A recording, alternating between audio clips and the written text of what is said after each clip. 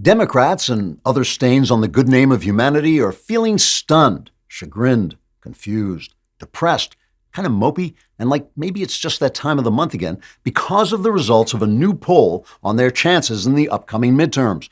The poll, released by the same company that published the Book of Revelation, shows that Joe Biden's approval rating has fallen to the level of the dream sequence in Vertigo, where Jimmy Stewart is just this gigantic head with a horrified face and then plummets off the top of the mission tower, but keeps plummeting into infinite nothingness before sitting up in bed and screaming, "Oh my God, I'm the worst president in the history of the country, and everyone knows it, even the birds are crapping on me."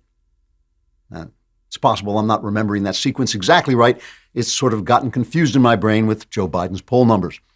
The new poll shows that in a generic race between Democrats and an unnamed Republican, the Democrats will lose both houses of Congress, even if it turns out the Republican is actually just a stink bug, or Mitt Romney, or something else of that nature.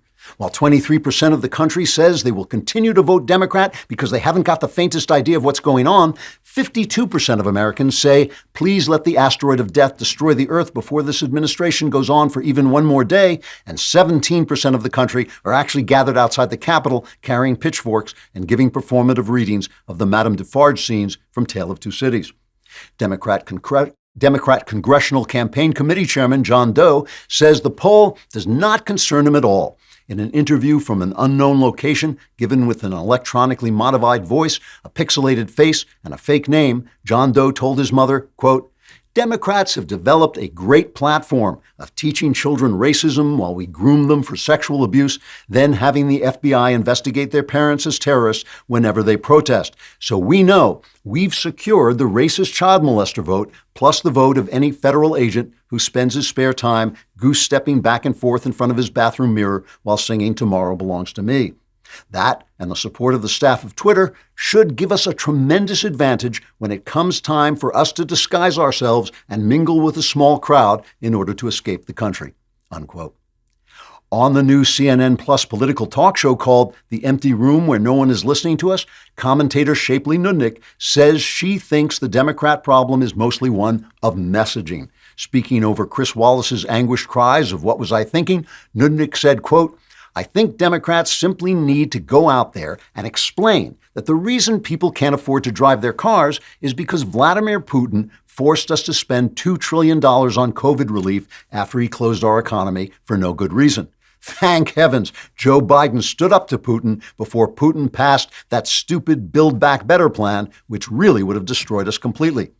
I think Americans have to be made to understand how much money they can save by not eating and killing their dogs. But who cares what I think, since we're in an empty room and no one's listening to us." Unquote.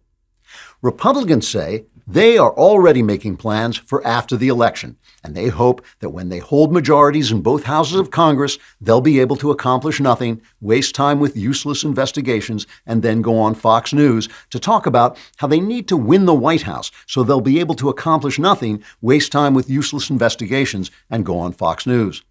Donald Trump, meanwhile, says he will not rest until every single American believes the last election was stolen, whereupon he'll tear off his mask and reveal he's really Stacey Abrams, who will then tear off her mask to reveal she's really Donald Trump, and so on ad infinitum until a bird craps on everybody.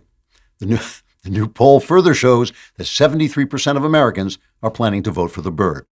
Like and subscribe for more great content, and go and subscribe to the Andrew Klavan podcast.